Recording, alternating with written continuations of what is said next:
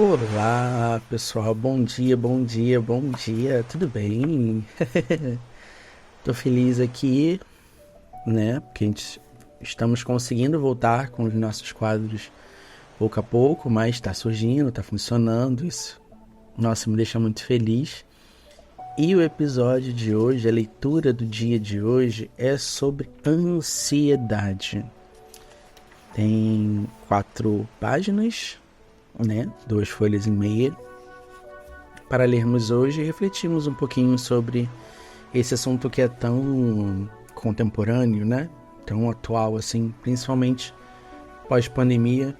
Isso acabou se tornando algo muito mais em voga aí, né? Então vamos lá. Vencendo a ansiedade. Como cristãos, Deus quer que desfrutemos da vida abundante que Ele já nos deu, mas isso não impede que tenhamos problemas, como o próprio Jesus nos advertiu. Lá em João, capítulo 16, versículo 33, diz assim: Falei essas coisas para que em mim vocês tenham paz. No mundo vocês passam por aflições, mas tenham coragem, ou bom ânimo, né, em algumas versões. Eu venci o mundo. Jesus, o príncipe da paz, venceu o mundo. O reino de Deus é justiça, paz e alegria no Espírito Santo, como diz lá em Romanos, no capítulo 14, versículo 17. O reino de Deus é vivenciado pela fé na certeza de seu cuidado, de que nada nos falta e que nosso futuro está seguro. Nossa alma pode ter inquietação, né? Aí tem 3 tópicos aqui que dizem: quanto ao passado, trazendo pensamentos de culpa e condenação. Quanto ao presente, pelas crenças erradas, enfraquecendo a fé. E quanto ao futuro, preocupações e ansiedade, né? Talvez você esteja mentalmente inquieto e preocupado quanto ao seu amanhã, tentando pensar e encontrar soluções para o seu futuro, mas lembre-se que hoje é o dia da salvação e saiba viver com confiança no seu presente. Isso é importante, hein? Jesus se apresentou como Eu sou, aquele que cuida de você hoje. Não se desgaste e desperdice o seu agora com pensamentos acelerados e ansiosos. Seja mais Maria e menos Marta. Para quem, né, viver no crentez, lá em Lucas, no capítulo 10, dos versículos 38 a 42, tem essa historinha em que Cristo está conversando com 2 mulheres, onde uma se assenta ao pé, né, como diz aqui na própria leitura, enquanto a outra se preocupa com os afazeres de casa, né. A que se senta é Maria, a que se preocupa é a Marta, né. Então, relendo: seja mais Maria e menos Marta, que se assentou aos pés de Cristo para receber dele graça e favor para desfrutar o melhor da vida. Gosto muito da postura do rei Josafá, descrita em 2 Coríntios, né, no livro de 2 Coríntios, no livro de 2 Crônicas, no capítulo 20, diante do exército inimigo, que diz assim, lá no versículo 12: Ó nosso Deus, caso não executaras... Péssimo para a leitura, perdão, vou ler de novo.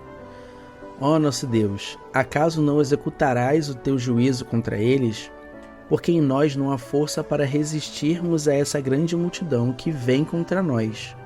Não sabemos o que fazer, mas os nossos olhos estão postos em ti. Ele disse: em nós não há força, reconhecendo a dependência total de Deus. Não sabemos o que fazer, necessitando da direção do Espírito de Deus. Nossos olhos estão postos em ti, desviando o seu olhar do problema e focando no poder de Deus. Diante dos problemas, nossa confiança deve estar no braço forte do Senhor, descansando no seu poder. Se a sua alma ficar agitada para fazer alguma coisa, não se movimente pela ansiedade, mas aguarde a direção de Deus em paz e descanso. Nesta atmosfera de paz e quietude, é possível ouvir a voz do nosso bom pastor nos dirigindo para ficarmos livres da agitação mental e nos posicionarmos assentados com Cristo onde há descanso. Lá no capítulo 2 No versículo 16 de Efésios diz assim: E juntamente com ele nos ressuscitou e com ele nos fez assentar nas regiões celestiais em Cristo Jesus. O diabo quer nos ver desesperados diante dos problemas sem conseguir desfrutar a vida. Sua resposta deve ser, abre aspas, vou me manter em paz, firme em Cristo Jesus, usufruindo do descanso enquanto Ele cuida dessa situação e me dará a vitória, Só reforçando, lá em 1 Pedro, no capítulo 5, versículo 7, diz assim: Lancem sobre Ele todas as suas ansiedades, porque Ele cuida de vocês. Enquanto fazemos nossa parte, lançando sobre Jesus nossas ansiedades, Ele faz a parte dele de cuidar da nossa vida. Quando o dia mau surgir, vá para o esconderijo do Altíssimo e descanse à sombra do Onipotente, como diz lá no capítulo 9 de Salmos, no versículo 1. Permaneça ali, habite nesse ambiente de paz da presença de Deus. Lá em Filipenses, no capítulo 4, dos versículos 6 ao 7, diz assim: Não fiquem preocupados com coisa alguma, mas em tudo sejam conhecidos diante de Deus os pedidos de vocês, pela oração e pela súplica, com ações de graça. E a paz de Deus, que excede todo entendimento, guardará o coração e a mente de vocês em Cristo Jesus. Quando vier a ansiedade roubando a sua paz, ore. A oração é um recurso fundamental nesse momento. Faça a oração da petição e da fé, dando graças a Deus. O espírito da fé nos leva ao descanso, portanto, confie que Deus ouve suas orações e já agradeça. Quem crê, descansa e espera confiantemente. Lá no capítulo 5 de Romanos, dos versículos 3 e 4, diz assim: E não somente isto, mas também nos gloriamos nas tribulações, sabendo que a tribulação produz perseverança, a perseverança produz experiência, e a experiência produz esperança. Perseverança, experiência e esperança. A cada experiência de resistir em fé nas lutas, nosso caráter é forjado, somos aprovados e amadurecemos. Além disso, aprendemos a viver como Paulo, contentes em toda e qualquer situação, como diz lá em Filipenses, no capítulo 4, versículo 11. O próprio Jesus nos ensina a não andarmos ansiosos por coisa alguma nas passagens de Mateus, no capítulo 6 de Mateus, dos versículos 25 ao 34. É um pouquinho longo, mas vou ler aqui para ver se de uma maneira que fique um pouquinho mais confortável, Por isso, digo a vocês, não se preocupem com a sua vida, quanto ao que irão comer ou beber, nem com o corpo, quanto ao que irão vestir. Não é a vida mais do que o alimento, e não é o corpo mais do que as roupas? Observem as aves do céu, que não semeiam, não colhem, nem ajuntam em celeiros. No entanto, o Pai de vocês que está no céu as sustenta. Será que vocês não valem muito mais do que as aves?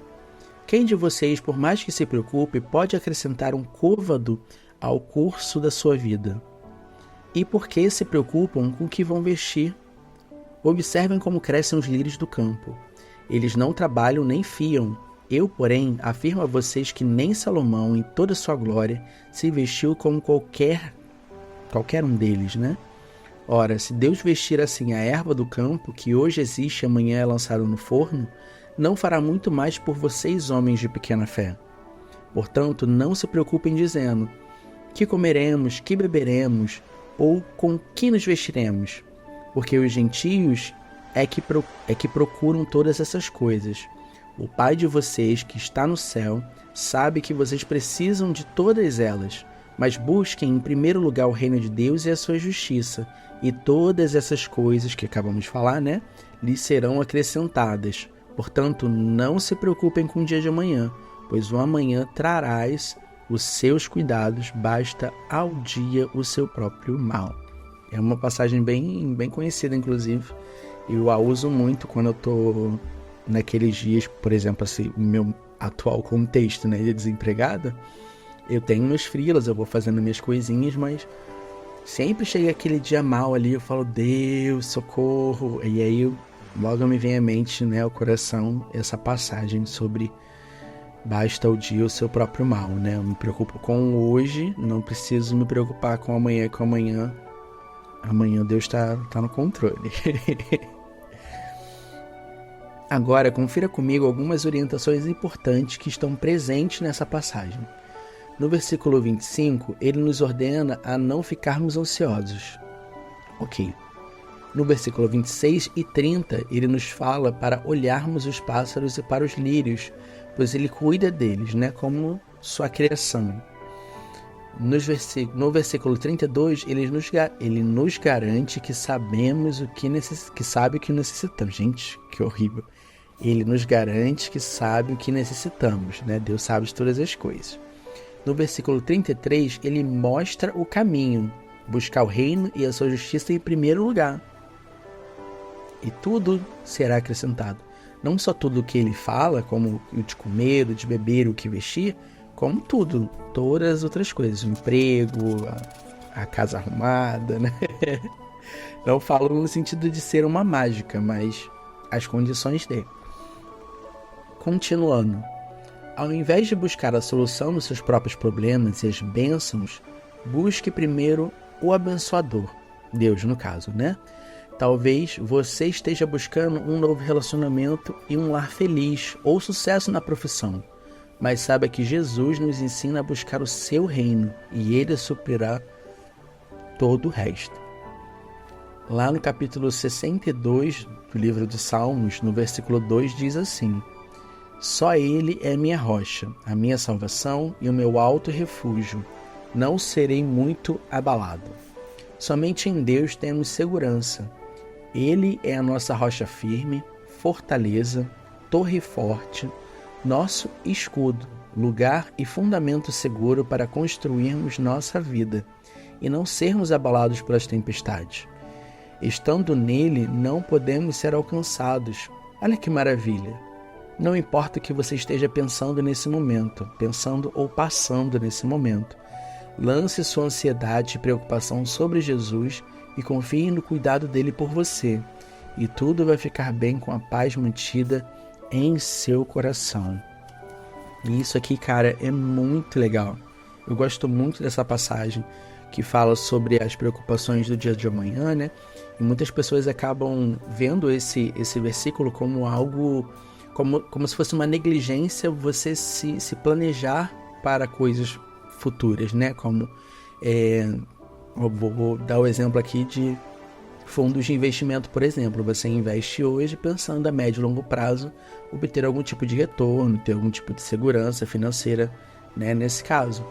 Isso não é errado. O que a passagem diz é sobre o fato da pessoa estar ansiosa com o que vai acontecer amanhã, como se ela pudesse controlar aquilo que está no dia de amanhã, né? Como assim, Lira? Aqui no texto fala sobre o que vestir e o que comer, né? Que são necessidades básicas do ser humano.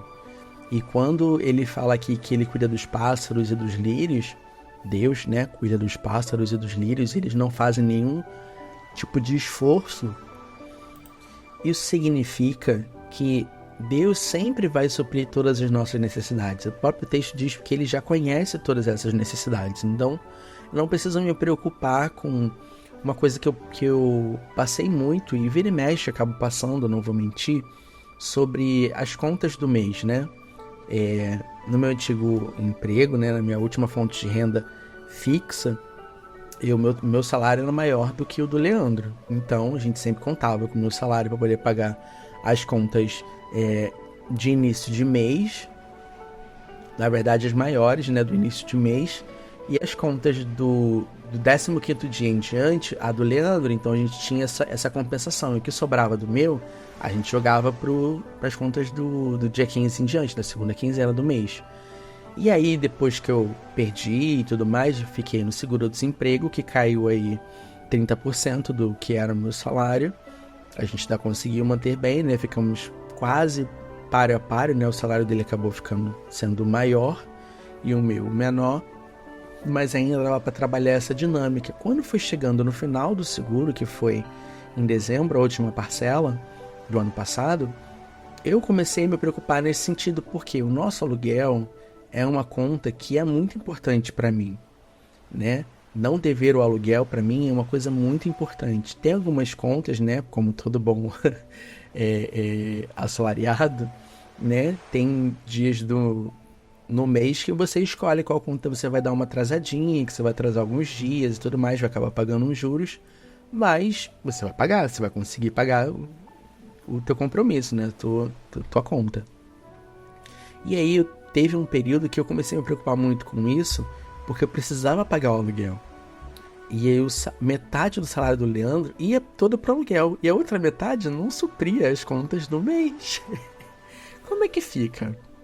E o Leandro ainda recebe dividido, né? Recebe no início do mês e na segunda quinzena do mês. Então não vê o salário inteiro, vê uma parte do salário. E eu ficava muito preocupado. Isso aflorou mais em fevereiro, porque como eu sabia que o Leandro tinha guardado, né, umas reservas do meu seguro e tudo mais, de rescisão, não sei o que, a gente estava seguro ali até janeiro. Mas quando chegou fevereiro, março, então, eu fiquei assim, Deus, como é que a gente vai fazer? Eu não tô trabalhando, tô fazendo uns freela, mas não chega o lucro disso não chega no meu salário, nem no meu seguro-desemprego. Como é que eu vou fazer? O que eu vou fazer? E aí eu me pegava sempre nessa ansiedade do dia de amanhã, dessas coisas essenciais, sabe? Que como essa passagem aqui no livro acabou relatando. E no final das contas, sempre dava, gente. A gente tá aqui no finalzinho do mês de março, né? Janeiro, fevereiro, março. De março. Tem contas que ainda não foram pagas, mas eu tenho certeza que em abril elas vão ser pagas e vai tudo voltar pro verde bonitinho. Pode chegar dias que a gente vai atrasar mais contas, ou não, espero que não, né? Torço para que não. Mas tudo vai ser resolvido, as coisas vão acontecer, sabe? Tenho dinheiro para receber de clientes que eu fiz trabalho grande, longo. Tem cliente que eu promovi evento no ano passado que ainda não me pagou, que tá aí, não sei se desistiu do evento e tal, mas a minha parte eu fiz, eu quero receber a minha parte. Então assim, Deus provém de alguma forma, isso quando Ele não toca no coração de algumas pessoas para nos abençoar, como já aconteceu, né? De eu estar precisando às vezes de um dinheirinho para pagar ou fazer alguma coisa tipo compras, e aí vem um amigo tipo, poxa, queria te abençoar e tal, não é muito, e aí cara, funciona assim. E todo final de mês eu vou no meu quarto e falo pra Deus como o Senhor fez isso. Porque eu sinceramente não consigo entender. Humanamente dizendo, eu não consigo entender. Então, a lição que a gente tira disso é: a gente consegue vencer a ansiedade a partir do momento que a gente confia totalmente em Deus. Eu não tô falando pra você não fazer nada, não trabalhar e ficar esperando as bênçãos cair do céu. Não, mas você fazendo a sua parte, cuidando do seu dia a dia, estudando, trabalhando, enfim, empreendendo, Deus vai dar o sustento como todos os meses, sabe? Ele é muito fiel nesse sentido. Então, não se desespere. Não fique morrendo de ansiedade, né? A ansiedade é um mal do nosso século e a gente está aprendendo a conviver com ela, né? A tratá-la, a diminuí-la, a entendê-la. E a palavra de Deus também é um recurso para isso. Então, não se preocupe com o dia de amanhã. Vai ser difícil. Mas cuida do hoje. Tenta se programar, se entender com os problemas de hoje. E deixa amanhã para Deus, que no dia seguinte Deus vai te dar o sustento, vai te dar a sabedoria, vai te dar a orientação certa para seguir, tá bom? Beijo e até a próxima leitura. Tchau, tchau.